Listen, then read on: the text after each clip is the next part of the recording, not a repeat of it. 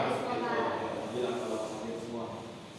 Oke, baik, mungkin sebelum kita mulai sesi belajar pada hari ini kita review kembali pelajaran sebelumnya. Ada yang ingat nggak pelajaran sebelumnya itu tentang apa? Ayo, ada yang ingat? Saya Ya, boleh Ari. tentang hukum Newton, Pak. Oke, boleh dijelasin apa itu hukum Newton? Hukum Newton itu hukum yang menggambarkan hubungan antara gaya yang bekerja pada suatu benda dan gerak yang ditimbulkannya. Oke, bagus. Kemudian untuk hukum Newton ini terdiri ada berapa macam? Ada yang bisa jawab? Saya, Pak, Ya, boleh Ari lagi. ada 3, Pak. Ya, boleh disebutkan. Ada hukum Newton 1, hukum Newton 2, dan hukum Newton 3. Oke, beri tepuk tangan untuk Ari semuanya.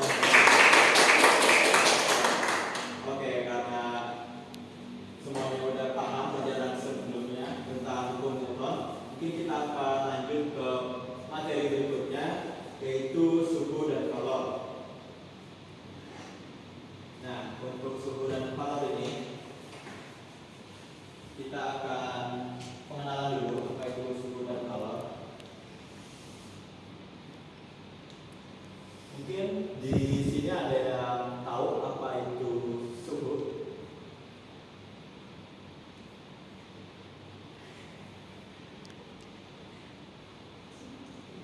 Boleh, Pak, saya, Pak. Ya, boleh gimana? Oke, mungkin kalau yang saya tahu ya, suhu itu adalah ukuran tingkat panas atau dinginnya suatu benda. Jadi misalnya habis minum es, wah dingin berarti suhunya dingin. Wah. Kalau bikin kopi panas berarti suhunya panas. Oke, itu suhu.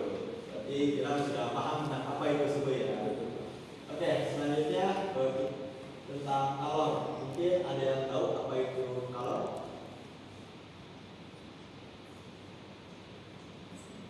Dan mungkin bagaimana kalor membuat sesuatu menjadi panas atau dingin? Saya mau coba jawab, Pak. Ya, boleh.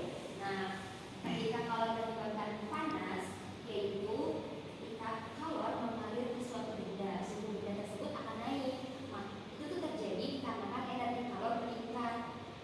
Dan pada saat kalor menyebabkan suhu menjadi dingin, yakni ketika kalor berpindah keluar dari suhu benda ke lingkungan sekitarnya, sehingga suhu benda tersebut menjadi turun. Contohnya itu seperti mendidihkan air, Pak. Oke, betul sekali. Jadi kalor itu seperti bagaimana cara menjadikan suatu objek menjadi panas atau dingin.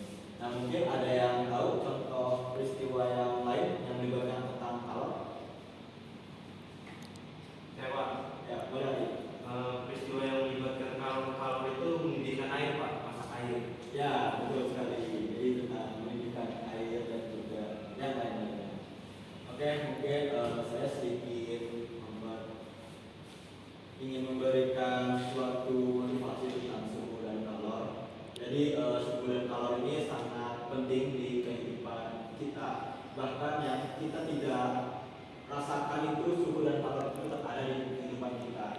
Dan suhu kalor ini mengajarkan kita tentang bagaimana adanya tentang perubahan, baik itu tiba-tiba menjadi dingin atau tiba-tiba menjadi panas.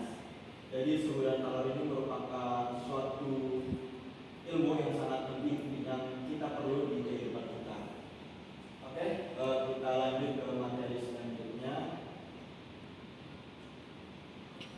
Ya, saya jelasin aja apa itu suhu. Jadi suhu ini merupakan ukuran derajat panas atau dinginnya suatu benda. Suhu diukur dengan termometer dan satuannya bisa Celcius, Fahrenheit atau Kelvin. Lalu untuk kalor ini adalah energi panas yang berpindah dari benda bersuhu tinggi ke benda bersuhu rendah. Kalau diukur dengan mengukur perubahan suhu dan menggunakan properti seperti massa dan kapasitas panas spesifik. Satuan kalor biasanya itu joule atau kalori.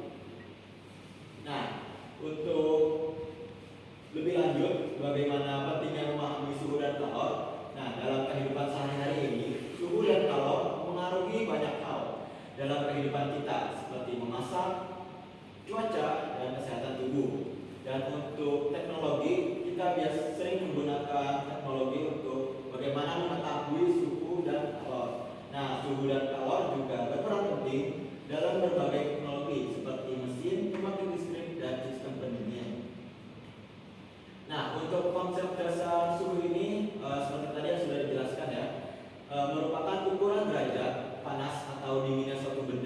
semakin panas suatu benda, maka semakin tinggi suhunya. Dan suhu diukur dengan menggunakan termometer, baik itu termometer air raksa maupun termometer digital. Nah, kemudian untuk perpindahan kalor ini ada 3 macam. Yang pertama ini adalah konduksi, yaitu perpindahan yang melalui alat zat perantara tanpa perpindahan zat perantaranya. Lalu yang kedua itu ada konveksi, yaitu perpindahan kalor yang melalui pergerakan zat perantaranya. Mungkin Bapak lupa ngejelasin contohnya. Nah, kalau konduksi ini itu misalnya lewat perantaranya itu seperti kita mendidihkan air menggunakan panci. Nah, panci itu menjadikan perantaranya untuk mendidihkan air. Sedangkan untuk konveksi ini perpindahan kalor melalui pergerakan zat perantaranya. Itu misalnya seperti kita menggosok-gosokkan kedua telapak tangan kita, itu akan menaikkan suhu pada telapak tangan kita. Fungsinya untuk menghangatkan tubuh kita.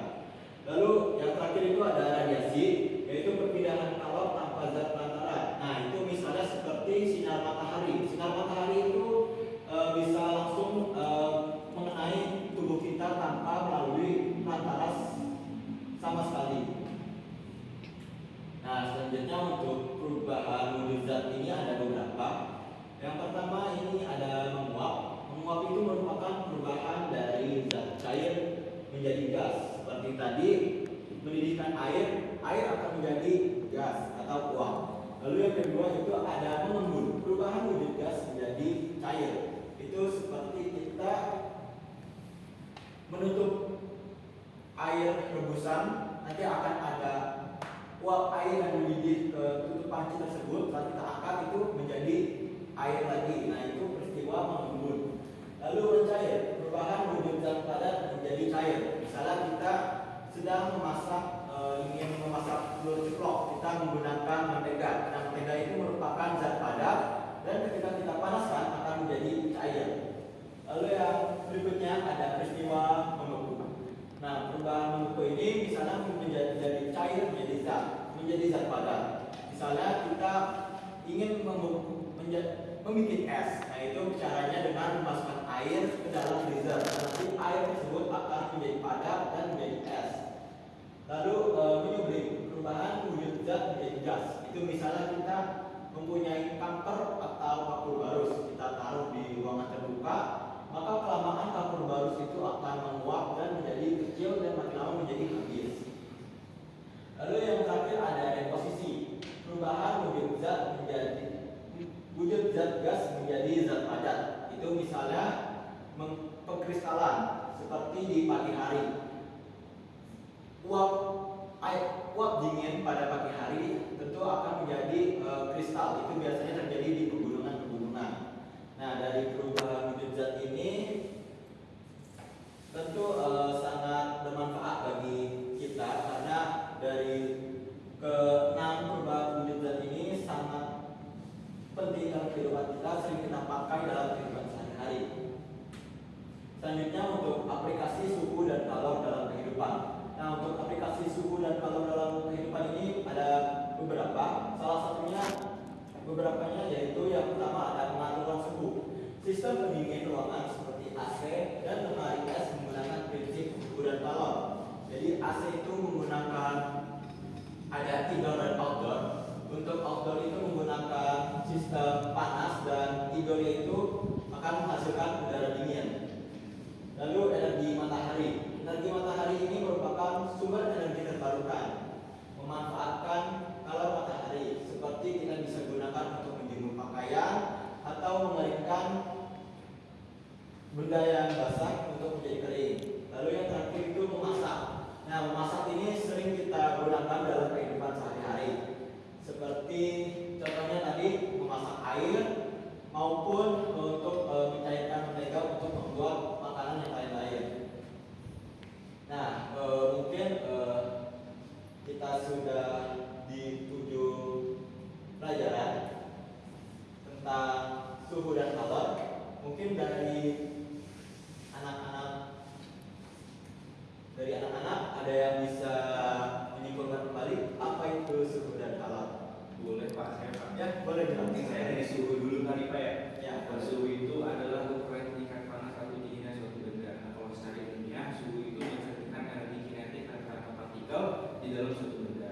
Semakin tinggi energi kinetik partikel, semakin tinggi juga suhunya. Nah, suhu itu biasanya juga diukur menggunakan termometer dan dinyatakan dalam satuan ada 3 di Pak, ada Celsius, Fahrenheit atau Kelvin. Nah, kalau kalor itu sendiri, kalor itu bisa menyebabkan panas ketika mengalir satu benda dan suhu tersebut akan menjadi naik. Nah, ini terjadi karena energi kalor meningkatkan energi kinetik partikel-partikel dalam benda tersebut.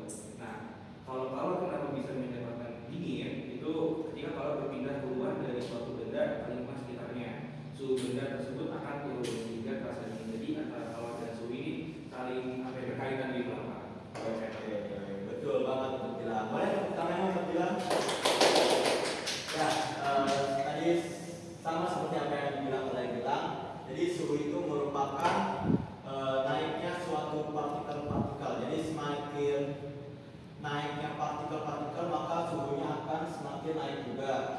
Apabila partikel-partikel itu menurun maka suhu tersebut akan menjadi turun juga. Dan untuk kalor itu merupakan seperti perantaranya suhu. Jadi bagaimana suhu itu mengalir atau berpindah tempat melalui zat perantara seperti besi dan yang lain-lain. Oke, mungkin cukup sekian pelajaran tentang suhu kalor pada hari ini. Mungkin dipersiapkan untuk anak-anak untuk mempelajari tentang pengaplikasian suhu kalor dalam ilmu kesehatan. Oke. Mungkin sebelum kita akhiri sesi pelajaran